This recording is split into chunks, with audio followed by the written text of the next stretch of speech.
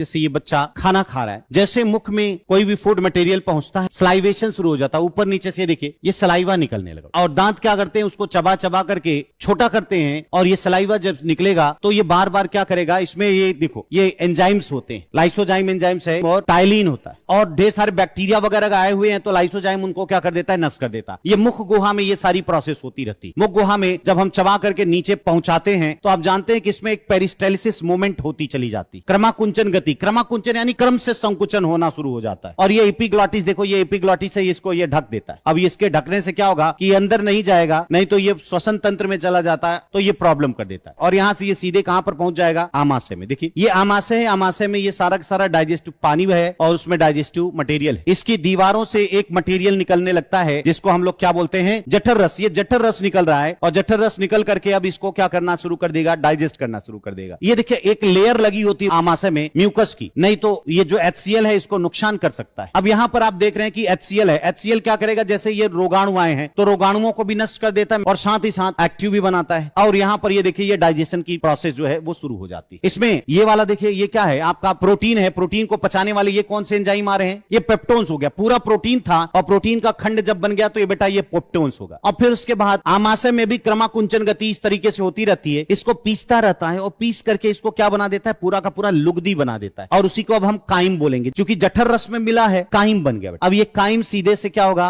आगे निकलेगा और छोटी आंत में जाएगा। ये देखो ये छोटी आंत में आया, और आपको पता है जैसे ही ये छोटी आंत के ड्यूडेनम में पहुंचता है, काइम पहुंचा तो यहां से ये निकल रहा है, ये कौन सा जूस, पैंक्रियाटिक जूस और बाइल जूस, ये सारा निकलेगा। यहां पर ये मिक्स होगा और मिक्स होगा तो इसका पाचन शुरुआत कर देगा यहां पर। तो ग्रहणी में इस तरीके से ग्रहणी होते हुए जब छोटी आंत के सबसे लास्ट वाले में पहुंचेंगे जिसको हम क्या बोलते हैं, इलियम। तो इलियम के अंदर ये ढेर सारे रोए जैसी जो संरचना दिखाई दे रही है, इसी को विली बोलते हैं। ये देखो ये डाइजेशन मटेरियल ये इस लटके पड़े हुए हैं। अगर हम इसको कट करके देखेंगे तो इसमें ब्लड वेसल्स होती है, और ये देखिए सारे पचे हुए मटेरियल सब इसमें एब्जॉर्ब हो जा रहे हैं, देख रहे हैं ना। और देखो ये सीधे अब कहां पहुंचाए जाएंगे, सबसे पहले लीवर में पहुंचाएंगे, और लीवर ही उसको चेक करेगा आप हमारे बॉडी में जाने लायक हो या नहीं, और फिर ये आगे की प्रक्रिया शुरू हो जाएगी। अब ये एब्जॉर्प्शन हो गया पूरा का पूरा, पूरा ये लेकर के जाते हैं ब्लड में। ब्लड में आप जानते हैं ब्लड के प्लाज्मा में एल्बुमिन होता है, वही लेकर के सब जाता है। जब तक लीवर में मटेरियल नहीं पहुंचेगा तब तक कहीं कोई जा नहीं सकता, क्योंकि लीवर ही आप जानते हैं आपके शरीर का बॉस होता है, सबसे मेन पार्ट लीवर है। अब बड़ी आंत अगर देखें तो ये है बड़ी आंत। बड़ी आंत के लास्ट में एक नुकीला, हम इसको क्या बोलते हैं बेटा, अपेंडिक्स। अपचित, जिसको हम पचा करके यानी अवशोषित करके नहीं ले जा पाए हैं, उसको आपको शरीर से निकालना होगा। अब यहां से जो पचा नहीं है वो सीधे कहां पहुंचेगा बेटा, इस वाले में। अब यहां पर जब अंदर जाएगा तो अंदर की तरफ देखें तो इसके अंदर क्या है, ढेर सारा जल है, ढेर सारे लवण है, खनिज पदार्थ हैं, तो उसका ये पुनरावशोषण होगा और एब्जॉर्ब करने के बाद फिर से उसको ब्लड में डाल देगा, और फाइनल जो होगा मल के द्वारा जो है शरीर से बाहर कर देते हैं। इतनी ही पूरी की पूरी प्रोसेस है।